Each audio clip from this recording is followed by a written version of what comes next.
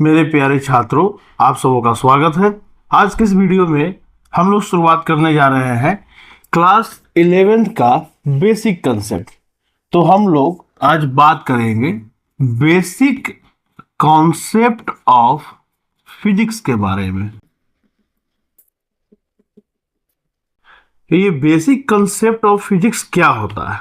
तो देखिए, जनरली इसमें हम लोग जो है छोटी छोटी बातों को सीखते हैं जिससे आगे चलकर फिजिक्स के बड़े बड़े कंसेप्ट को आसानी से समझा जा सके। अब ये 9th 10th क्लास का फिजिक्स तो है नहीं, ये आईएससी का फिजिक्स है। जितना ज़्यादा आप फिजिक्स में आगे जाएंगे उतना ज़्यादा आपका जो है बेसिक्स मजबूत होना चाहिए। तो बेसिक्स में सबसे पहले जो है हम लोग बात करेंगे फिजिकल क्वांटिटीज की, भौतिक राशि की हम लोग बात करेंगे, जिसमें हम लोग फिजिकल क्वांटिटी का डेफिनेशन, इनके टाइप्स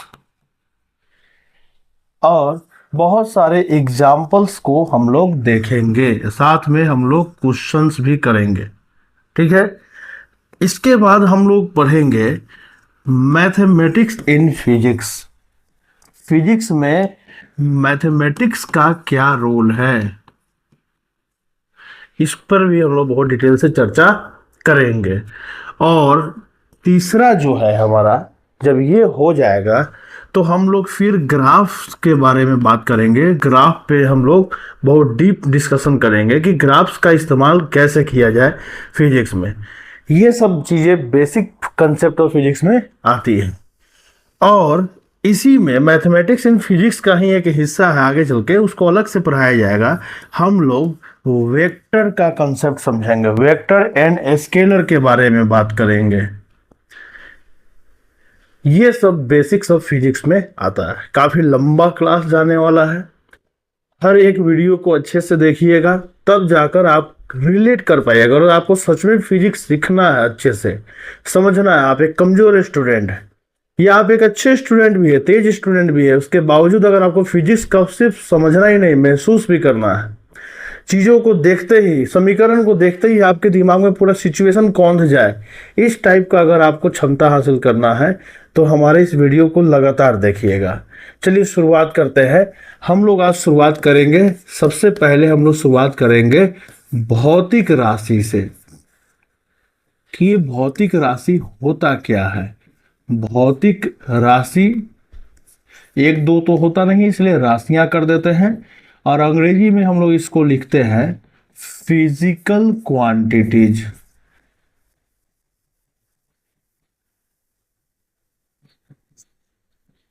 भौतिक राशियां, फिजिकल क्वांटिटीज, सबसे पहले इसकी हम लोग बात करते हैं।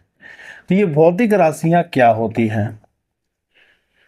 तो सिंपल सा परिभाषा है इसका कि सबसे पहले एक काम कर लेते हैं हम लोग, इसकी परिभाषा से पहले राशि शब्द को समझते हैं। राशि, जिसको अंग्रेजी में हम लोग क्वांटिटी कहते हैं, आखिर ये होता क्या है? ठीक है, तो इसकी परिभाषा है हर वो चीज जिसे संख्या में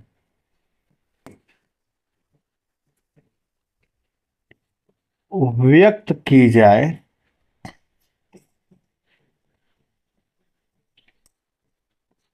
वो राशि कहलाता है।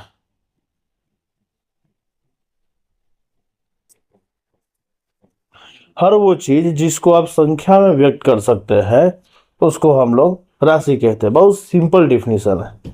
जैसे एग्जाम्पल के तौर पे अगर हम बात करें तो किसी की उम्र की अगर हम बात कर लेते हैं, किसी का उम्र यानी कि उसका जो आयु जिसको बोलते हैं, कितना एज है, 5 साल, 10 साल, 15 साल संख्या में दिखा सकते हैं। किसी का वजन, या यूं बोले थोड़ा इसको सुधार कर अच्छे से, तो किसी का द्रव्यमान केजी में 50 केजी, 5 केजी, 45 केजी, 70 केजी द्रव्यमान। समय, समय को हम लोग संख्या में दिखा सकते हैं, 1 घंटा, 2 घंटा, 3 घंटा, ऐसे करके ईटीसी। ये सब जो चीजें है इनको संख्या में दिखाया जा सकता है तो इनको राशि कहेंगे। हर वो चीज जिसको हम संख्या में नहीं दिखा सकते उसको हम लोग राशि नहीं कहेंगे। जैसे एक छोटा सा उदाहरण आपके सामने रखेंगे। एक तरफ हम किसी का उम्र लेते हैं और एक तरफ हम किसी का दुख लेते हैं। अब कोई कहे कि मेरे पास 5 kg दुख है, तो ये सुनने में ही अजीब लगेगा कि नहीं लगेगा? 5 kg दुख हो सकता है क्या? लेकिन अगर कोई कहे कि मेरी उम्र 5 वर्ष है, कोई छोटा सा बच्चा है वो कह रहा है कि मेरी उम्र 5 वर्ष है, तो ये चलेगा और ये नहीं चलेगा, गलत। कि दुख, सुख, हंसी, खुशी, ये वो चीजें हैं जिनकी मात्रा को आप संख्या में नहीं दिखा सकते हैं, ठीक है। लेकिन उम्र, द्रव्यमान, लंबाई, दूरी, चाल, बल, इन सबको नंबर्स में, संख्या में दिखाया जा सकता है। हाँ, दुख के बारे में आप क्या कह सकते हैं? मुझे बहुत दुख है, कम दुख है, थोड़ा दुख है। इसमें भी आप बोल सकते हैं कि मेरा उम्र अधिक है, कम है, थोड़ा है, ये भी बोल सकते हैं। साथ ही साथ संख्या में भी दिखा सकते हैं। लेकिन दुख को केवल आप कम, थोड़ा, बहुत यही कह सकते हैं, लेकिन संख्या में दिखा नहीं सकते हैं। इतना बात ध्यान में रखना है। तो इनको राशि नहीं कहेंगे और इनको राशि कहेंगे। अब समझ में आ गया होगा आपको कि राशि क्या होता है। तो राशि जब आपने समझ लिया तो अब चलिए, अब हम बात कर लेते हैं भौतिक राशि की। अब देखिए, स्टेप बाय स्टेप हम लोग आगे बढ़ते जा रहे हैं। भौतिक राशियां, फिजिकल क्वांटिटीज। मैं आप लोगों को सलाह दूंगा कि आप लोग हमारे टेलीग्राम चैनल के साथ जुड़ जाइए। उसका लिंक डिस्क्रिप्शन में मिल जाएगा। वहां पे आप जाकर, ये पीडीएफ मैं भेज दूंगा, उसको डाउनलोड कर लीजिएगा। एक बार अगर आपने उसको डाउनलोड कर दिया तो उससे क्या फायदा होगा? फायदा ये होगा कि आप घर पे बैठ के नोट्स बना सकते हैं। या मजा तो तब है जब आप वीडियो को देखते समय अपने सामने एक कॉपी रखिए, कलम रखिए और जैसे मैं लिखते जा रहा हूँ वैसे उतारते जाइए। ऐसा लगेगा जैसे आप क्लास में ही पढ़ रहे हैं। अगर कोई दिक्कत हो तो आप सीधे कमेंट बॉक्स में कमेंट करके पूछ सकते हैं, मैं उसका जवाब देने का पूरा प्रयास करूंगा। अब आते हैं भौतिक राशियां की बात करते हैं, फिजिकल क्वांटिटीज की बात करते हैं, ये क्या होता है। तो अभी अभी आपने देखा राशि क्या होता है। हर वो चीज जिसको संख्या में व्यक्त कर सकते हैं उसको राशि कहते हैं। बस उसी में एक नया चीज जुड़ गया, क्या? भौतिक। भौतिक शब्द किससे आया है? भौतिकी। ये सब्जेक्ट का नाम क्या है? फिजिक्स।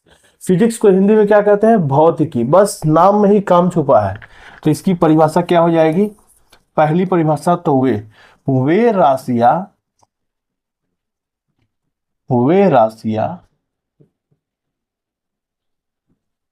जिन्हें भौतिकी के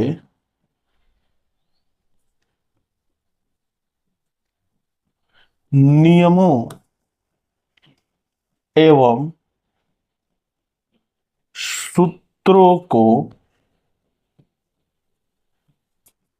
व्यक्त करने के लिए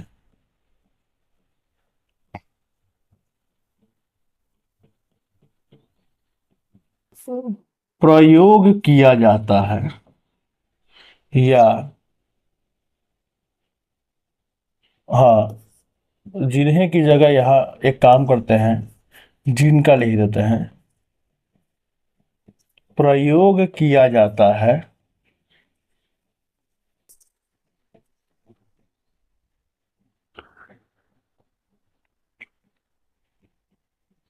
भौतिक राशियां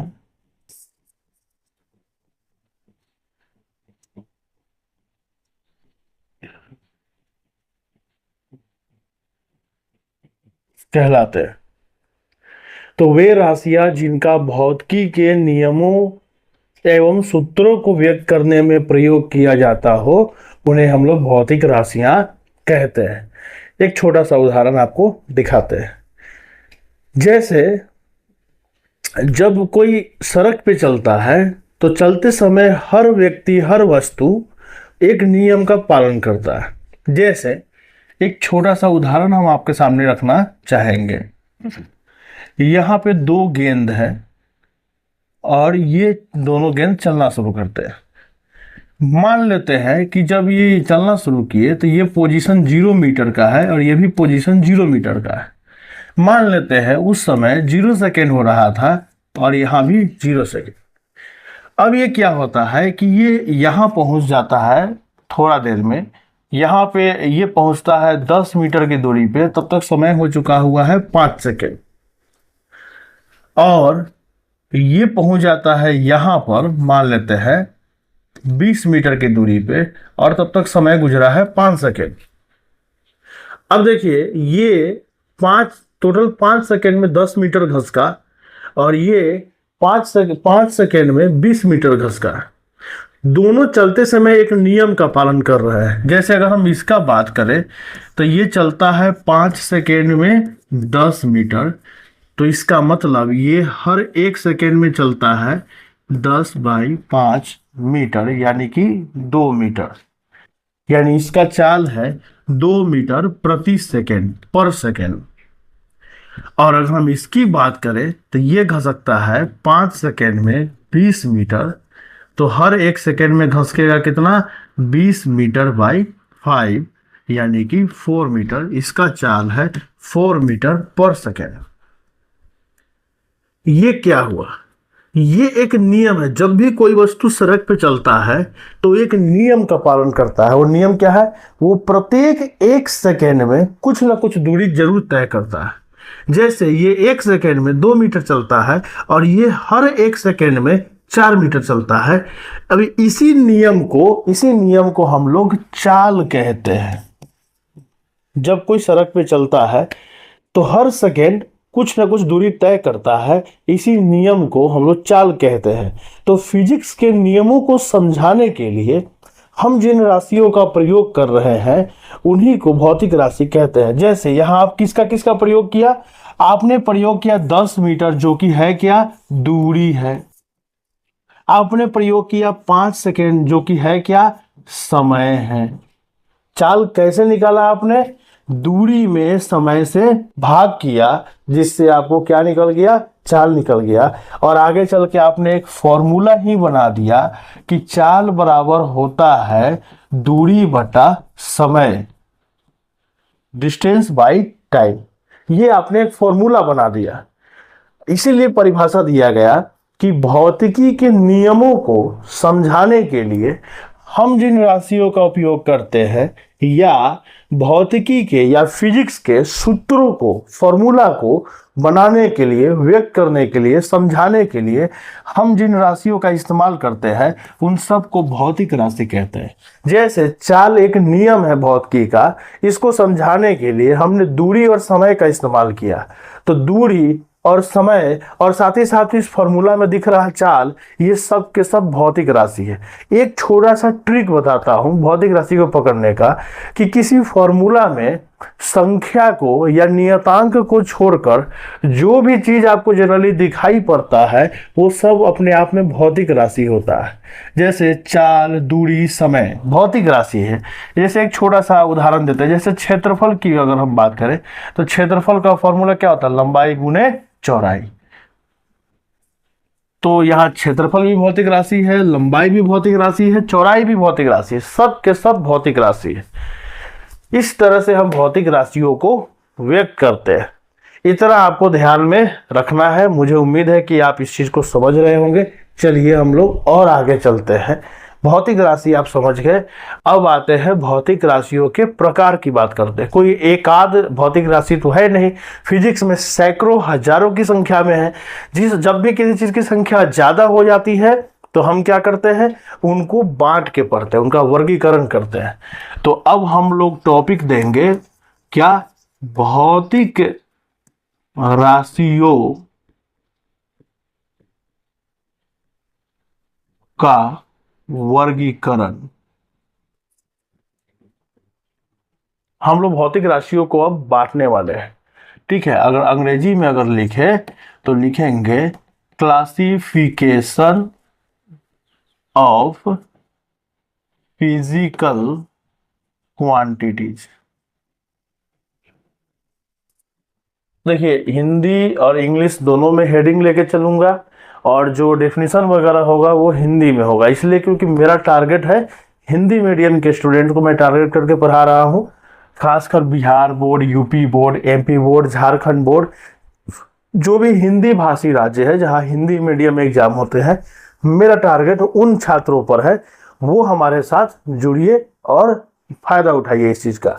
अब आते हैं भौतिक राशियों का वर्गीकरण करते हैं, बांटते हैं। तो देखिए, किसी चीज को बांटने का कोई ना कोई आधार होना चाहिए। जैसे मान लेते हैं आपके क्लास में बहुत सारे स्टूडेंट हैं, हमको उनको बांटना है, तो ऐसे ही थोड़े ना बांट दीजिएगा, कोई आधार रखिएगा तब ना बांटिएगा। क्या आधार रख सकते हैं? पहला आधार आप मार्क्स रख सकते हैं कि 10th क्लास में किसका कितना आया, जो लोग फर्स्ट डिवीजन में आए, जो लोग सेकेंड में आए, जो लोग थर्ड डिवीजन में आए, तो उसका आप एक कैटेगरी बना सकते हैं कि आपके क्लास में जो भी स्टूडेंट है आप उनको मार्क्स के आधार पे, डिग्री के आधार पे बांट सकते हैं। फर्स्ट डिवीजन, फर्स्ट सेकेंड और थर्ड डिवीजन के आधार पे बांट सकते हैं। एक और तरीका बांटने का, आप उनको जो है मेल और फीमेल के आधार पे बांट सकते हैं कि कितने लड़के हैं कितनी लड़कियां हैं। आप उनको कास्ट के आधार पे कैटेगराइज कर सकते हैं, गांव के आधार पे कर सकते हैं कि कौन किस गांव से आता है। इस तरह से आप जो है बांट सकते हैं। जब भी किसी चीज को बांटना होता है तो हमें कोई ना कोई आधार चाहिए होता है बांटने के लिए, किस आधार पे हम बांटे। तो इसी तरह से जब हम भौतिक राशियों को बांटने चलते हैं तो हमें दो आधार लेना पड़ता है। तो मैं बीच में लिख रहा हूं, भौतिक राशियां, और इनको हम लोग दो आधार पर बांटते हैं।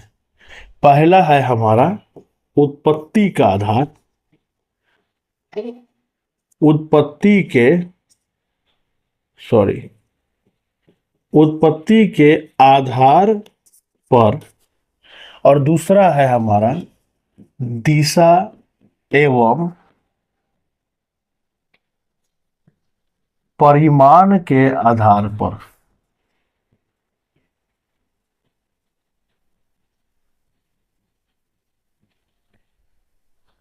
उत्पत्ति के आधार पे, दिशा एवं परिमाण के आधार पर। उत्पत्ति के आधार पे भौतिक राशि हमारे हुए तीन प्रकार के। पहला हुआ हमारा मूल या आधारी भौतिक राशि, दूसरा हुआ हमारा संपूरक या सहायक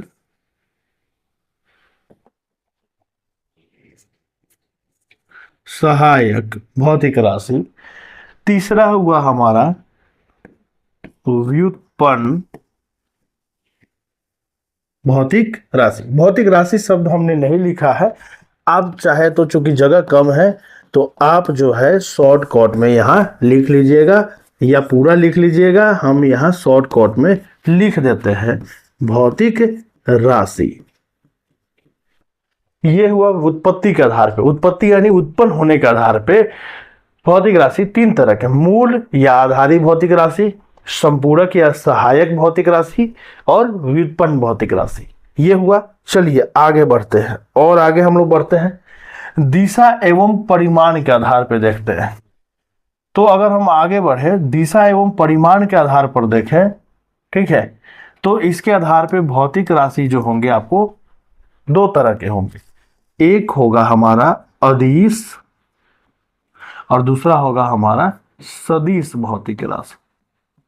इसको हम लोग बोलते हैं अंग्रेजी में स्केलर्स, और इनको हम लोग बोलते हैं अंग्रेजी में वेक्टर्स।